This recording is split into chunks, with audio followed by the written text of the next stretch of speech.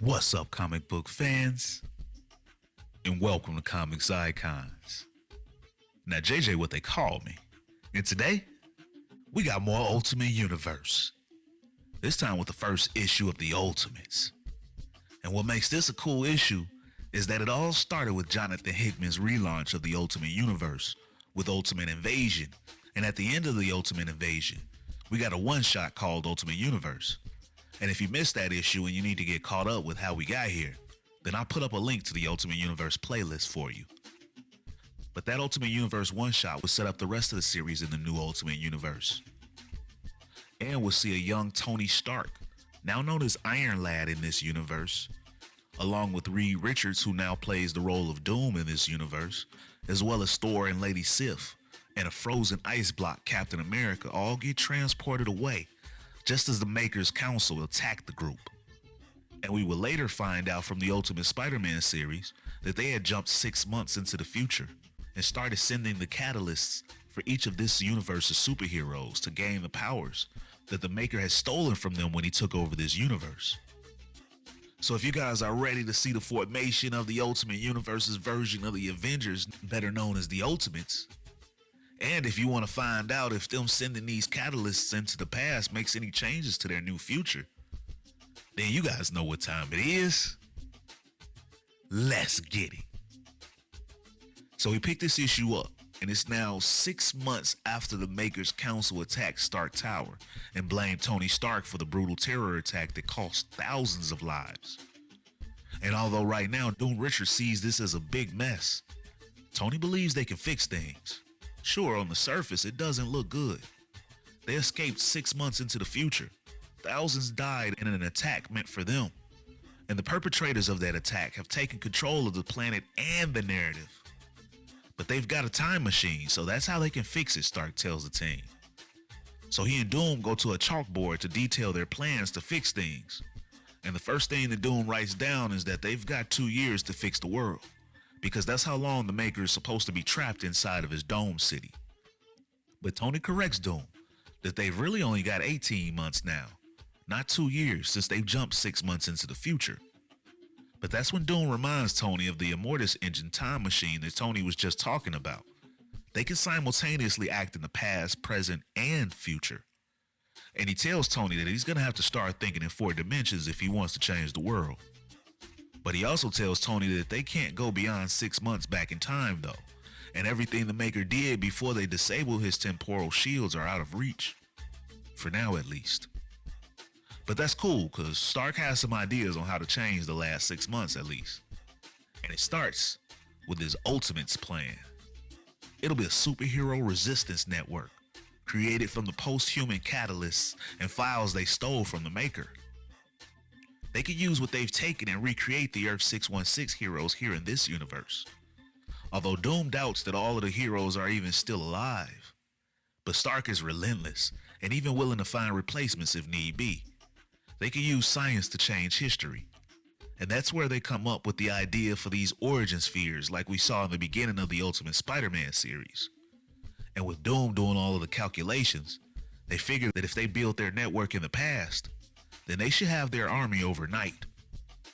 So they get to work on putting together all of the origin spheres or origin bombs, whatever we're choosing to call them.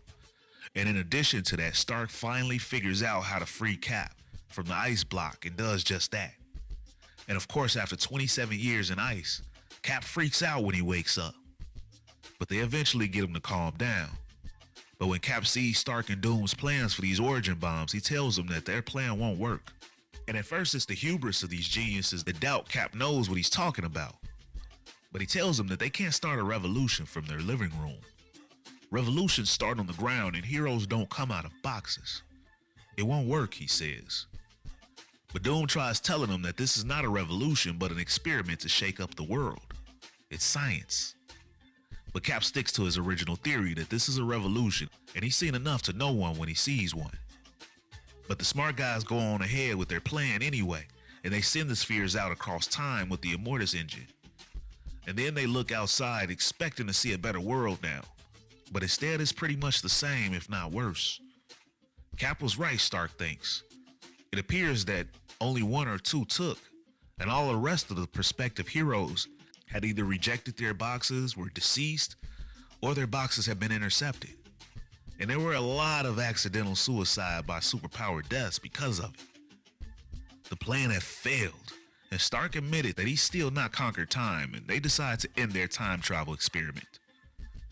People died because of it, so instead they decide that they'll have to save the world in another way. And then we pick up in Hoboken, New Jersey, with Hank Pym and Janet Van Dyne, who now run an extermination business and are answering a call at a restaurant about some pests.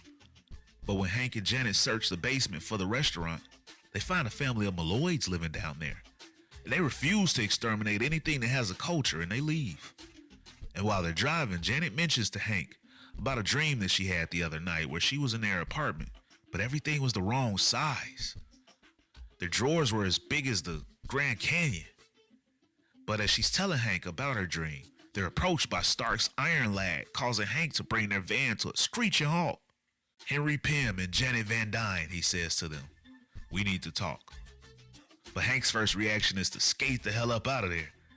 "Was that Howard Stark?" Janet questions as they flee. "And how did he know our names?" she asks. And Hank responds that he'd never do anything to hurt her. But to her, that sounded super weird and sus. Like, where the hell did that just come from, she asks. But at that same time, Stark tells the rest of the Ultimates that they fled, so Thor offers to stop them. And he drops his hammer right down on the hood of the moving van, causing it to crash. And an origin sphere that Stark has sent to them comes flying out of the back and activates the Tony Stark hologram message. And as it's playing, all Hank can do is apologize to Janet. But his apology gets interrupted by the Ultimates, as Stark then apologizes for destroying their van. Meanwhile, the message is still playing in the background, and it also reveals that this Hank Pym has irreversible brain damage caused by the Maker. But when Stark pulls back his helmet, revealing his identity, Janet snaps at him, because he's Tony Stark, and he's responsible for killing thousands of people.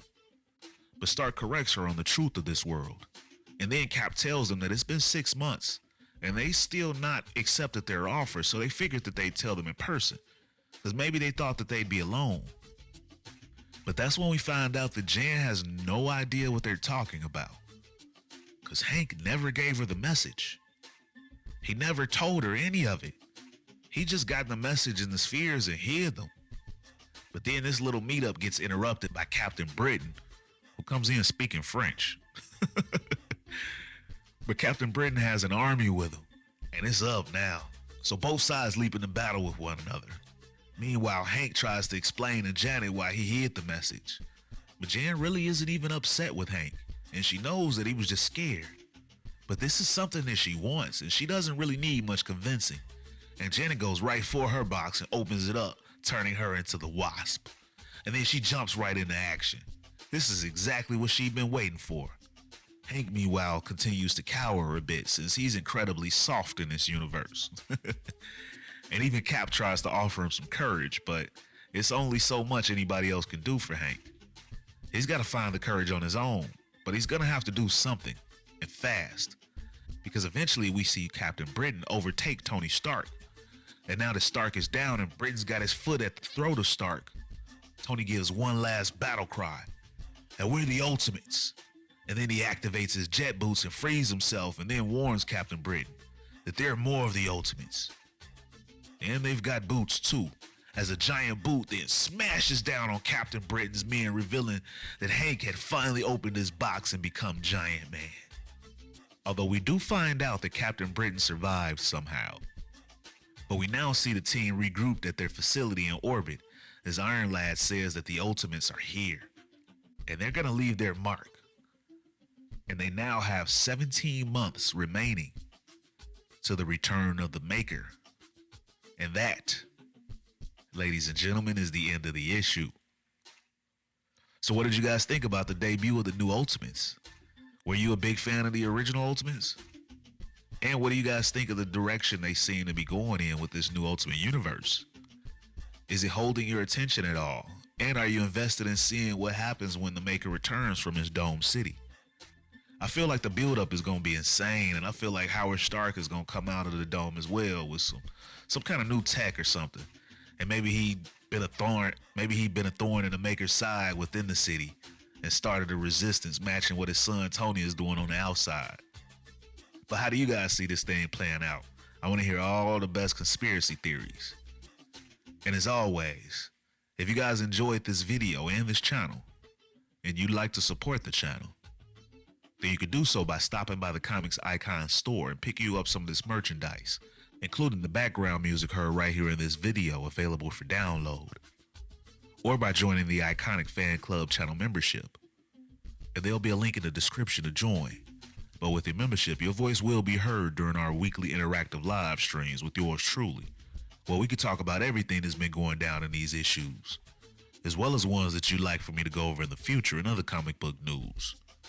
Plus, you guys will get loyalty badges, member shoutouts, and up to 20% off of Comics Icon's merchandise from the Comics Icon store. And we've got tiers to the memberships now starting at just 99 cents. Or you guys can donate to the channel with a super thanks. And if you're not able to do any of those, then you can still be a tremendous help to the future of this channel by dropping a like, share,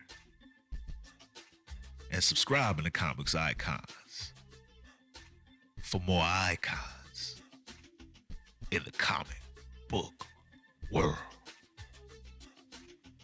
But ladies and gentlemen, it's about that time.